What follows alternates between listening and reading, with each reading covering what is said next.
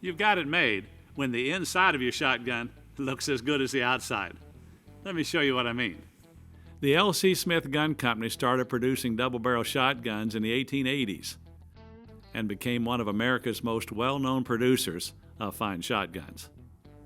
Side-lock shotguns have the lockwork mounted to the inside of this side plate and evolved from the days when the hammer was on the outside.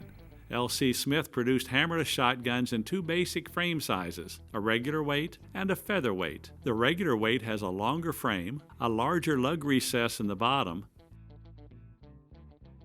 and the top corner of the side plate is rounded.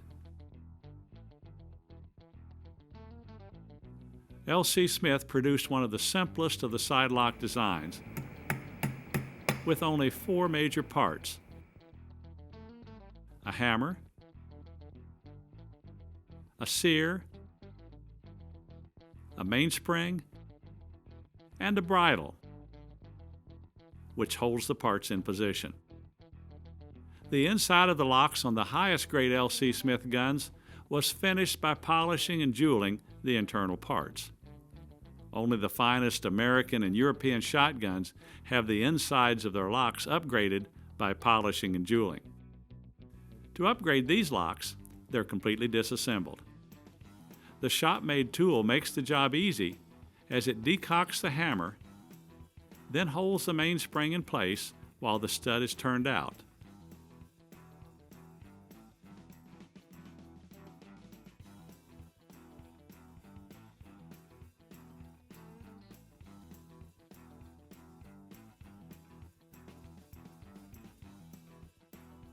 Now the parts are polished, beginning with a diamond file, followed by 280 grit abrasive paper.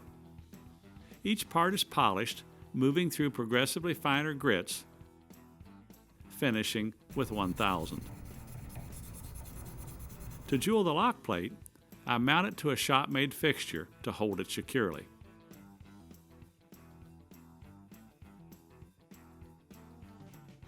The swirls, or jewels, are made using an abrasive rod held in a brass tube. I lower the tool using a light touch and hold it against the lock plate for about 3 seconds. This forms a swirl where the abrasive touches the metal. Now the table is moved so the next swirl overlaps the first by half. Since I'm using a 1/4 inch abrasive rod, this will be 1/8 of an inch, and I repeat down the length of the lock plate. The rows are also offset by 1/2 swirl, and I continue until the entire surface is covered with overlapping jewels. The process is repeated for the bridle. Attaching the bridle to the lock plate keeps all the swirls lined up.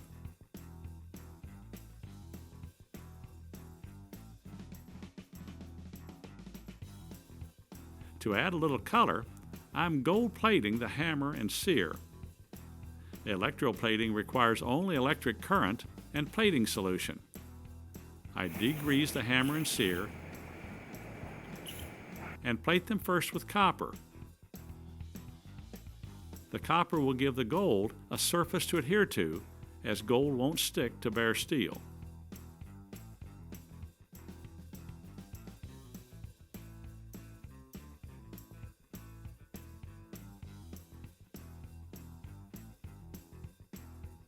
The plating solution is simply brushed on, and the electric current deposits a small amount of metal on the surface. Fine polish will remove the slight haze. Wow! Nitre bluing will give the mainspring and screws a bright blue color.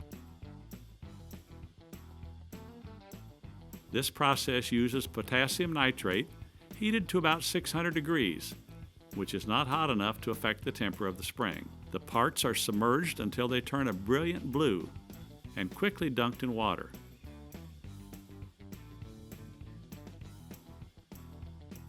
The last step is to polish the parts of the hammer and sear that show through the lock plate, as well as the end of the mainspring stud.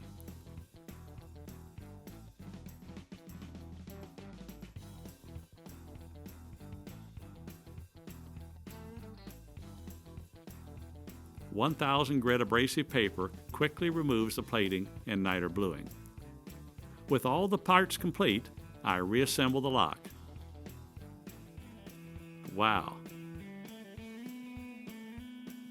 Quite a difference.